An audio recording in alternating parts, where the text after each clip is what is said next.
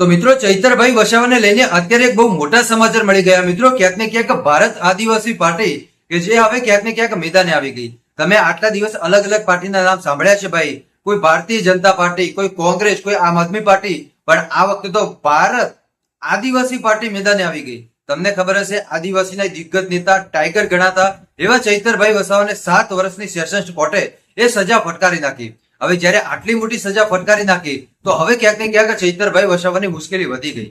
કેમ કે કોઈ પણ ધારાસભ્ય હોય ભાઈ, એ 2 વર્ષથી વધુ જેલમાં ન રહી શકે.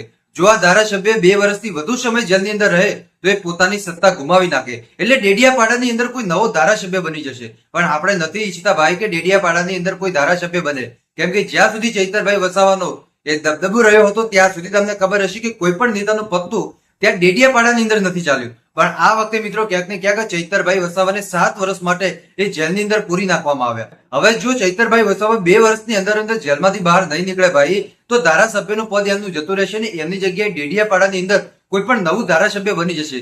ભલે આમ આદમી પાર્ટીમાંથી બને, કોંગ્રેસમાંથી બને કે ભાજપમાંથી બને, પણ કોઈ પણ વ્યક્તિ એ બની જશે મિત્રો. કોણ બનશે તો કે ધારાસભ્ય. પણ હવે ક્યાંક ને ક્યાંક જોવા જઈએ તો આદિવાસી સમાજ જપેંગુડમાં છે નહીં. ક્યાંક ને ક્યાંક ભારત આદિવાસી પાર્ટી હવે મેદાને આવી. ક્યાંક ને ક્યાંક કલેક્ટરને આવેદન પત્ર આપવામાં આવ્યું. ચૈતરભાઈ વસાવાની જે 7 વર્ષની સજા થઈ ગઈ ત્યારબાદ ક્યાંક ને ક્યાંક ચૈતરભાઈ વસાવાને જેલમાંથી બહાર કાઢવા માટે એ લગાતાર ને લગાતાર ભારત આદિવાસી પાર્ટી પણ હવે મેદાને આવી ગઈ. જે રીતે ડેડિયાપાડાની અંદર તમને ખબર હશે કે જે સભા થઈ હતી જેમાં લાખો આદિવાસી સમાજ આવી હતી, એવી જ રીતે ક્યાંક ને ક્યાંક અત્યારે જોવા જઈએ ભાઈ તો હવે ભારત આદિવાસી પાર્ટી મેદાને આવી ગઈ.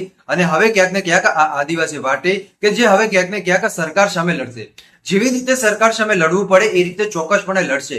કેમ કે આવેદન પત્ર પણ આપ્યું ચૈતરભાઈ વસાવાને ખોટા કેસમાં ફસાવી નાખવામાં આવ્યા હોય એ રીતે ક્યાંક ને ક્યાંક આવેદન પત્ર આપવામાં આવી રહ્યા છે. અને ગુજરાતની દરેક જનતા એવું કહી રહી છે ભાઈ કે ચૈતર વસાવાને ખોટા કેસની અંદર ફસાવી નાખવામાં આવ્યો. હવે આગળના સમયની અંદર આપણે લોકો જોઈશું ભાઈ કે ચૈતરભાઈ વસાવાને લઈને આપણને શું બહુ મોટા સમાચાર મળે. આવા જ અવનવા સમાચાર જોવા માટે આપણી ચેનલને અવશ્ય સબસ્ક્રાઇબ કરી નાખજો. મળીશું આપણે નવા વિડીયોમાં નવા ટોપિક સાથે.